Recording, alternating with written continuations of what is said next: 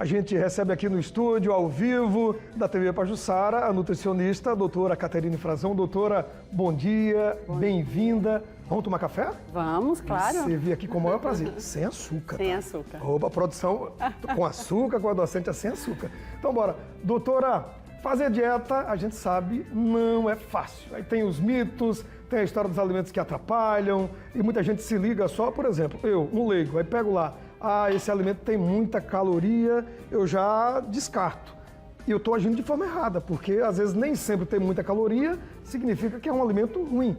Caloria de quê? Não é isso? Bom dia, bem-vinda. Bom dia, obrigada, é um prazer estar aqui. Bom, hoje em dia, mais do que nunca, a gente não se detém apenas em calorias, né? O alimento é composto de quê? Aquelas calorias é a base de quê? De gordura, de carboidrato, de proteína.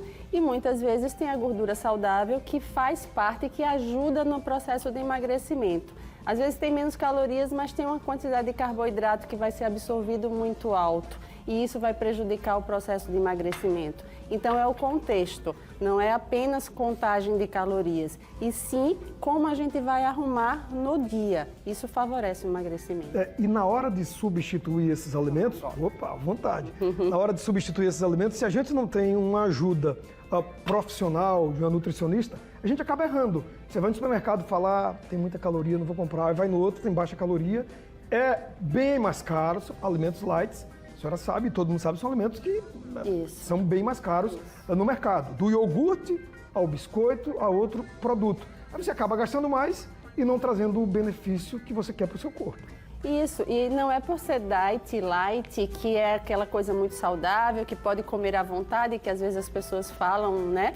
Não, muitas vezes esses produtos, eles têm muito aditivos controversos, muitos produtos químicos nele, então vale a pena trocar por um alimento mais saudável, normal. Por exemplo, o iogurte que você falou, por que não pega um iogurte natural e põe um morango em vez de comprar o iogurte de morango?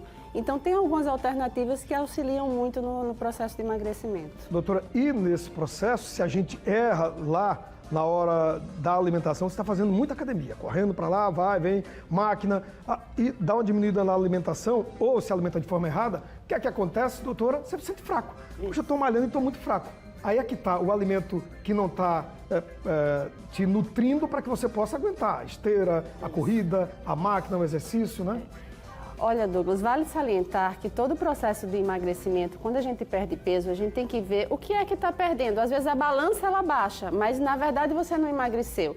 Se você não se alimenta de uma forma correta, você termina perdendo a massa muscular, que é a massa magra. Então, você baixa o peso, mas mantém a gordura perdendo massa magra, não emagreceu. Emagrecer é você manter a massa magra num patamar bom e perder a gordura, né? Nós somos magros ou gordos dependendo da massa magra e da massa gorda. Doutora, inclusive nós trouxemos aqui vários alimentos. Vamos levar a senhora à nossa bancada? Vamos. Por favor, venha comigo para a gente acompanhar aqui. Vamos lá, a senhora fica aqui desse lado. Sim. Meu Deus do céu, estou vendo aqui muita coisa boa, mas também estou vendo muita coisa complicada. Primeiro, pedi para o nosso Marcos Araújo mostrar aqui. Doutora, isso é o quê? Conta pra gente. Olha, isso aqui são 2,5 kg de gordura, né? Então, quando eu falei da massa magra e da massa gorda, né? A gente tem aqui, meio quilo, mais ou menos, de massa magra. Quando a gente recupera ou ganha isso daqui no processo de exercício físico, uma boa alimentação, podemos perder dessa forma. Então, se a gente ganha esse, perde esse, a gente tem um emagrecimento. Mas se perde esse, não é um emagrecimento satisfatório, né? Essa réplica é bem interessante para as pessoas nortearem o que é cada compartimento do corpo, então, né? Vamos lá. Na substituição dos alimentos, você fala, o pão integral ele é mais caro, o pão branco, né, com a massa branca, a farinha branca, ele é um pouco menor o preço. Mas assim, qual o benefício de um, de outro, ou a senhora só dá preferência para esse alimento aqui? Olha, para você ver, as calorias são bem semelhantes do pão integral, do pão francês, só que a diferença é que o pão francês é farinha branca, ela tem uma absorção muito rápida do açúcar que ele contém.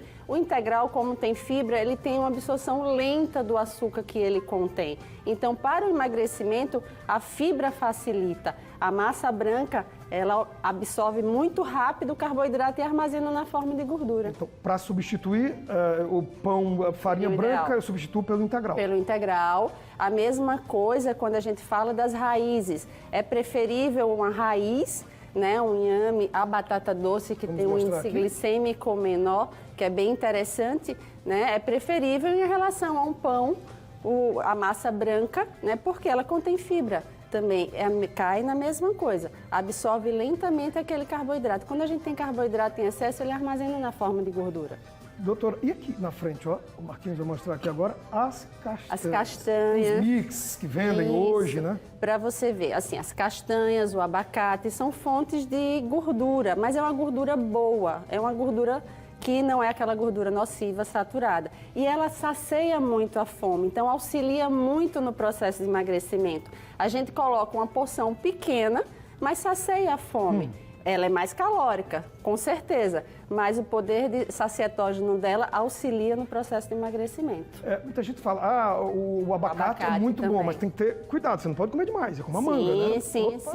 E assim, você fazer 1/3 do abacate, por exemplo, é mais calórico, em torno de 160 calorias, sim, mas cai na mesma coisa também. Ele é mais sacietógeno, é uma gordura boa, né? E aí auxilia no processo de emagrecimento. Só que não vai comer 1, 2, 3 abacates. Né? Todo cuidado é pouco nessa história do tem muita caloria, não vou comer. Não é bem assim, ela está explicando pra gente agora. Isso. Doutora, vamos mostrar aqui. Aqui eu tenho aveia.